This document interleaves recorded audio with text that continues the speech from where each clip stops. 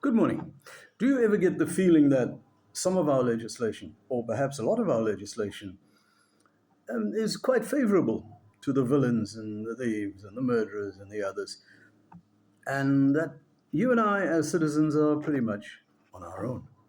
Well, my sister's house was burgled recently, and the police came along, did what they usually do, and inspired as much confidence as they usually do. Just so happened that at the same time, there was news of the new regulations governing private security companies. So I wrote to the ANC. Here it is. It's long. I'm going to read it. So if I'm glancing left and right, that's what I'm doing. Dear ANC, as Secretary General of ATMAAV, Association of Thieves, Murderers, and Assorted Villains, I wish to express our sincere thanks and appreciation for your enlightened initiatives in the sphere of legislation governing private security. The Private Security Industry Regulation Amendment Act is a giant leap forward in addressing and redressing the wrongs and discrimination suffered by the historically disadvantaged criminal classes. The struggle continues. Viva ANC! Viva!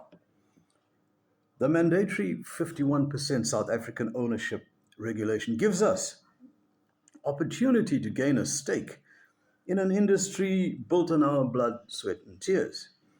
For too long, foreigners have played a disproportionate role in our industry in which we have the requisite skills and experience.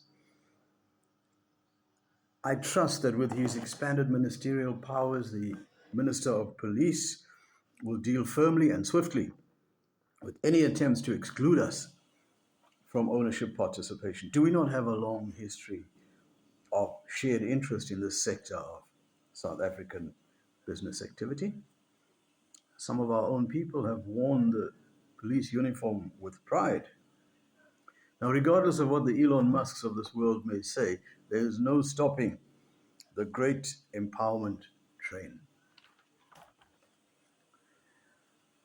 The firearm usage restrictions have the potential to level the playing field nicely and may also give us the opportunity to level the opposition. It really is concerning that such firepower should be in the hands of private security operatives. The potential for abuse is enormous. I mean, several of our members, innocently going about their normal business, have been injured and worse. I mean, do you have any idea what it's like having to explain to traumatized family how their loved ones came to such harm? Our only concern is that these restrictions perhaps do not go far enough. I mean, surely a truncheon in the hands of an experienced security officer, well-trained security officer, should be deterrent enough. We would be fair and we would commit to leave our own weapons in the safes so that the game is evenly matched. And yes, it's crucial that private security officers are at least as well trained as our police and as efficient and effective.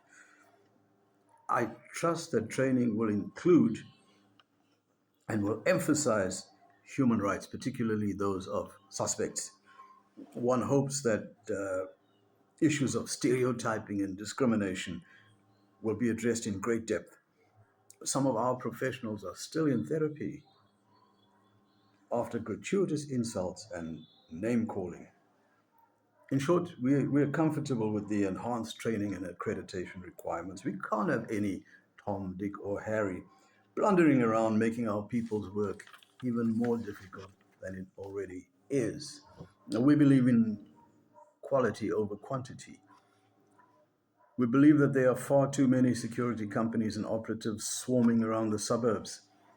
This paranoia around crime is not healthy. I mean, like some of my comrades in the more enlightened political parties, I just don't understand this paranoia about crime. And we are also firmly behind the regulation of drone usage. I mean, look at the havoc those things are causing in the Ukraine. And we believe that we should keep our skies, our suburban skies, safe and clear. And once more, congratulations on your enlightened, progressive approach to the safety and security of all South Africans. Yours in the promotion of opportunity for all. Richard, Secretary General, Association of Thieves, Murderers, and Associated Villains. Cheers.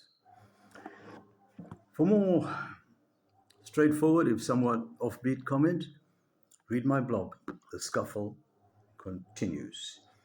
My books are on Amazon Kindle under the pseudonym Richard J. Mann. And please listen up to this. I do have some hard copies of my latest book, The New Dusk. And if you're in Durban, it's where I am. And I also have The New Dusk on Flipbook.